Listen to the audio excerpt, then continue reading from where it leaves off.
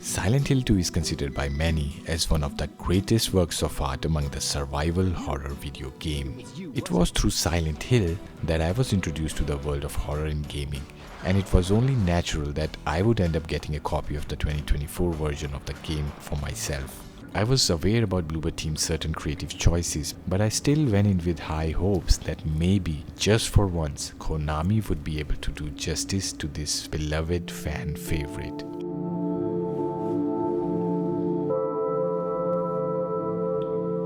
When the game starts, you see James at the restroom, looking in the mirror, and the feeling of nostalgia hits you. Wow, the graphics, they look photorealistic. But as soon as you come out in the open, nostalgia suddenly turns into frustration and then into anger. The further you progress in the game, you start to realize that there is something odd here. It's not the same game anymore. For all I can say, the body is here, but sadly, the soul is missing. This was a mistake. There are so many things that are wrong with this iteration of the game. It's a mess. The fact that you need to do complete PhD in computers just to run the game on PC is a testament to that. Your mileage may vary, but for me, the game wouldn't even launch. I had to do a lot of troubleshooting just to be able to see this logo. It felt like I was trying to run a pirated version of the game. So when you do finally manage to run it, immediately you'd notice that it's a stuttering mess. Now I don't possess a beefy rig, but a 3060 in today's day and age is not that old of a graphics card, and the game refuses to run smoothly. My game stuttered no matter what preset I chose. I mean, what happened to optimizing your game? It's a sorry state of affairs, something that these AAA game developers get away with a lot. Proceeding further down the rabbit hole, I realized that game's graphics were least of my problems. In the process of trying to differentiate it from the original, Bloober ended up changing almost everything in the game. There are some nice additions to the game, but these are undermined by tons of bad shit that Bloober managed to cram into this game. So much so that now, this does not even feel like Silent Hill 2 anymore. Who is that? Just a woman. Killed for no real fault of her own by moral, upstanding folk. There are story additions and subtractions which now end up changing the intentions and meaning of the original source material, which includes clarifying what were fans' suspicions of the original story. These clothes. Moving on, I found that the game is very loud and does not understand the concept of silence. Most of the things that were optional in the original version, this iteration goes out of its way to let the player know what's happening, which was not so prominent in the original. And the game is full of these moments. It's in a rush to tell the player that this is a crucial part of the game. You think I'd look good in this one? I mean, why? Just let the player explore a little. Where's the fun in that if you're gonna shove every little Easter egg in our faces? And then previously missable text or scenes are now mandatory. Game goes out of its way to show you those scenes. The more uncomfortable elements have been toned down. Then game relies heavily on jump scares and noises, which soon become repetitive and predictable. And true silence, the genius of the original game, is never used. Puzzles are almost pattern recognition or getting a numeric code. There were puzzles in the original version too, but they were used rather judiciously. It's overdone here. It quickly becomes a fetch quest of puzzles and locked doors. You start to make a little progress, which will immediately be interrupted by another puzzle. Almost everything has to be locked behind some kind of alternative way so that you know it's a remake. Even the original puzzles are accessed after finding some additional missing piece just for the sake of making a change, which does not add any value to the narrative whatsoever. The gameplay loop of new areas is predictable and much longer without adding much substance to the game, which drags out the pacing of the story unnecessarily. Levels introduce a singular goal, then breaks into subsections of going forward, getting an item. Maybe the way back suddenly closes, then you're guided towards where you'll find that item. Rinse and repeat.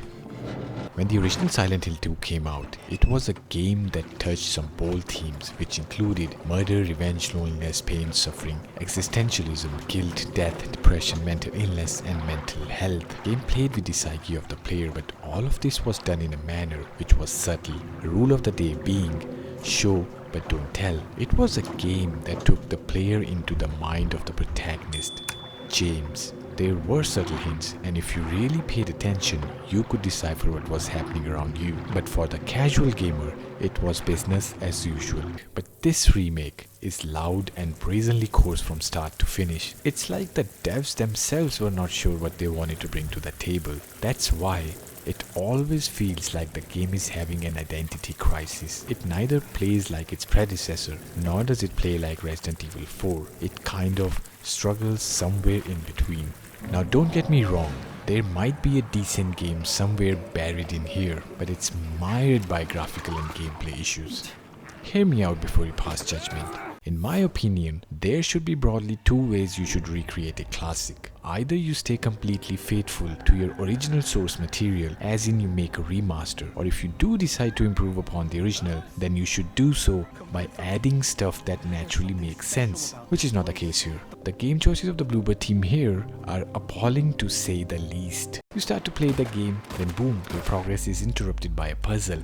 Get this, fetch that, drag this or that. It does not make sense, and pretty soon this becomes the norm of how the majority of the game plays out. The repetitive nature is either disrupted by a boss fight or a cutscene. And I am not even trying to undermine the game developers either. They did that themselves when they agreed to use SH2's name for marketing purposes. They knew Silent Hill 2 is the biggest game in the series and enjoys a cult-like fan following. And what better way to get old and new fans alike hyped up for the release than using the same name as their most successful game of the series, one that basically spawned the Silent Hill franchise and the cult fan following it still enjoys. Another issue that should not be there in the first place is the limited number of manual save slots game gives you, further giving proof that this is nothing but a cash grab. It's a downgrade from the original one, as even in those days there were n number of saves allowed. Moreover, is it me or maybe the game's choppy frame rate? I felt James has gotten slower, but his enemies have gained speed, and on top of that, they are acrobatically inclined now.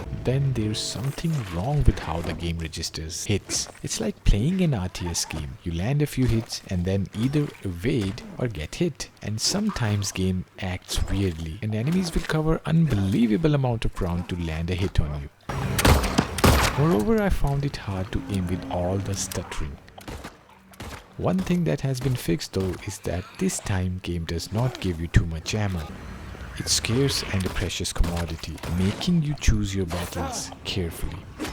Another thing that I really found annoying was this red overlay that covers your screen after getting hit, which basically forced me to use my health drinks just to avoid it. Then there was a point where James refused to pick up ammo no matter what the angle was, which further proves my point that it's a poor port with zero optimization. Now let's come to another hot topic here, graphics. They look cool when there's little movement on screen, but you may not get to enjoy them due to poor performance of the port, which is a shame in itself. It should not be happening for a big developer like Konami. Another thing incorporated in game is that now James can smash most of the windows. Wow, great graphical achievement. But the fact that devs actually did not optimize the game becomes apparent from the fact that not all things are breakable in the game. Look at these bottles, these cannot be destroyed, which seems odd for a game of this scale in 2024. One thing that the game does get right is the night look of the original version. Complete darkness, which adds to the anxiety level when roaming around those dark corners.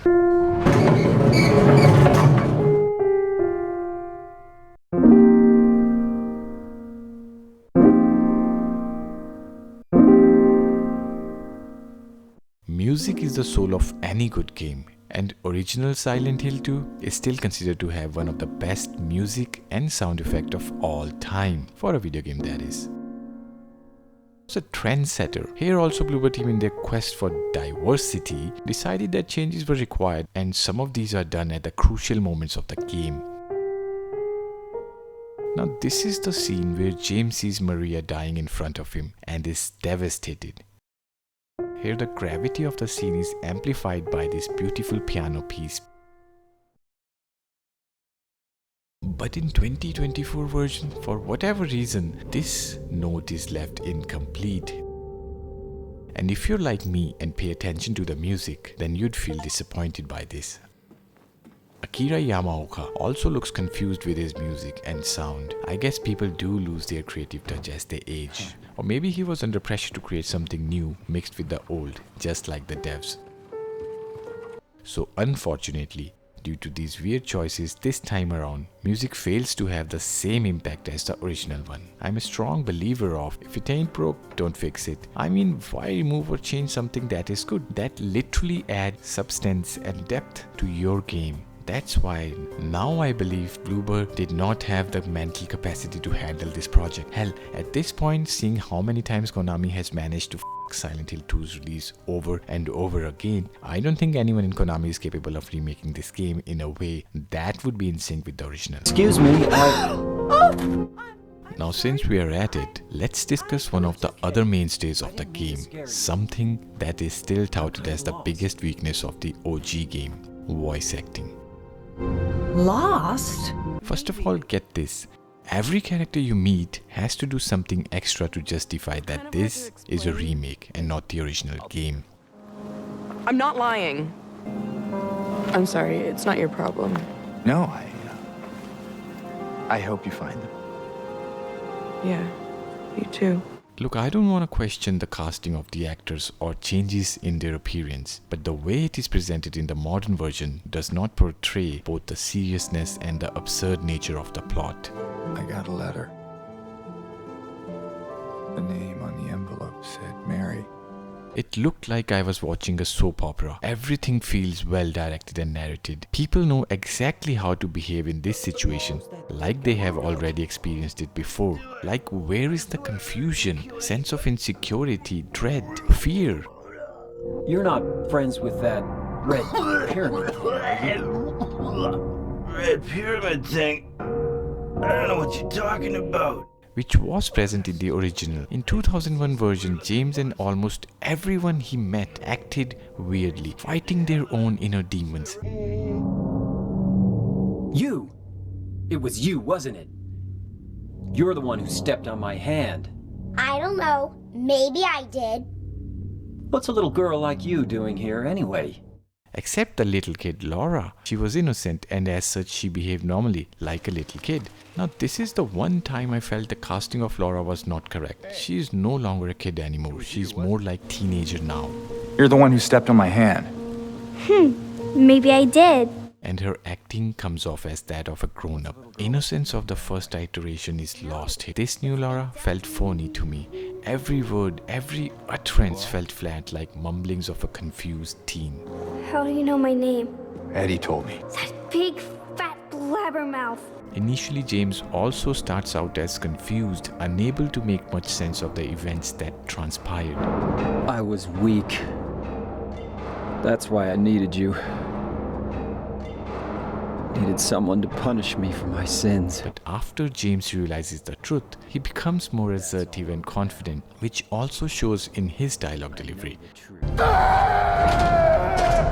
Whereas this new James just delivers lines like he's being forced to do this role. All feels rushed and does not manage to connect. I know what you are. I know why I needed you. But it's all over now. Again, keeping up with the Bluebird team's vision, Maria has been changed too. And no, I'm not talking about her appearance. Not quite the ringing endorsement, but hey, I'll take it. She's just too vocal now and will nag James for no apparent reason. You looking for something in these photos? Okay, I'm fine. I could really use a warning next time. At times, I did feel like running away from her. You want to talk down to me some more? Tell me to relax? You're just like the rest of them, James. No. Eddie's portrayal is solid here and sort of a saving grace in what otherwise is a forgettable experience. But bizarre design choices here kind of downplay the seriousness of the situation.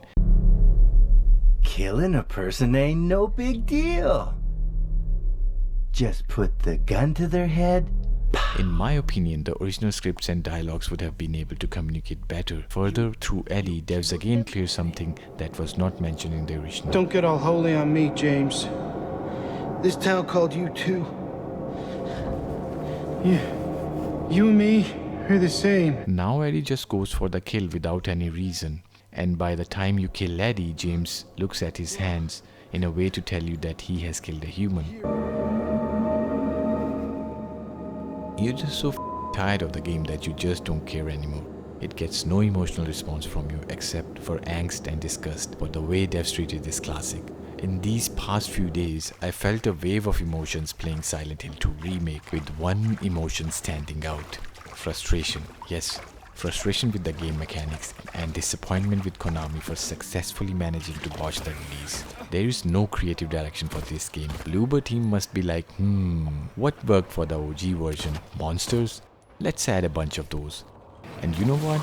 We'll make them faster and different, but still the same. What else was there in the original? Puzzles? We'll add a ton of those. It's a mess. If you start the game and abandon the gameplay midway due to constant frustrations, I don't blame you. Creating cool graphics or loading screens don't get you a good game. You have to make the player believe that the world that you have created is real. Game's basic achievements unlocking ratio in Steam also suggests people are not playing through the game. Now there are certain good things with the game too. As discussed earlier, game gives you limited ammo for your weapons, thus allowing the players to take a more cautious approach. Then this tunnel leading to prison has been narrowed considerably, giving that feeling of claustrophobia.